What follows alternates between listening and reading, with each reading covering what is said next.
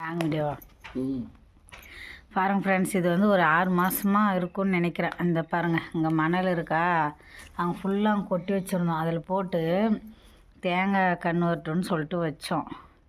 அது தேங்காய் கன்று வரவே இல்லை. சரி, பூ இருக்குமே என்னவோ அப்படின்னு சொல்லிட்டு எடுத்து உடச்சி பார்த்தோம். பூ இருக்குது, ஆனால் இப்படி தான் இருக்குமோ என்னான்னு தெரில. நாங்களே ஃபஸ்ட் டைம் இப்போ தான் எடுத்துன்னுக்குறோம். அங்கே பாருங்கள், இப்படி தான் இருக்குமான்னு சொல்லுங்கள். நாங்கள் ஃபஸ்ட் டைம் எடுக்க போகிறோம் தேங்காய் பூ. நல்லா இருக்கா சொல்லுங்கள்.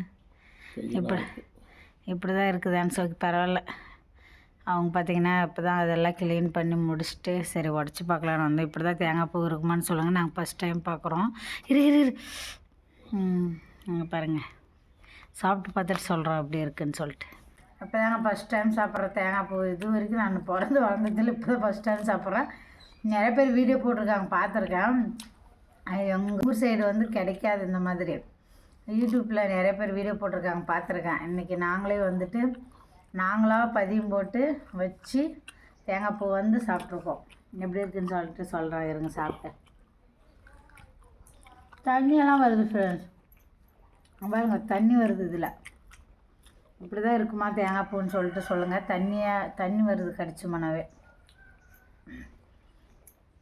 பாருங்க தேங்காய் உடச்சது பாருங்கள், பூ இப்படி தான் இருக்குமா என்னான்னு தெரில. ஃபஸ்ட் டைம் தண்ணி வருது. இப்படி கடிச்சுமா தண்ணி இருக்குது. இல்லை கொஞ்சம் புளியே.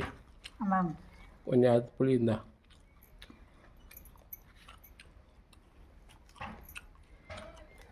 அங்கே பாருங்கள், இதில் வந்து தண்ணி வருது பாருங்க.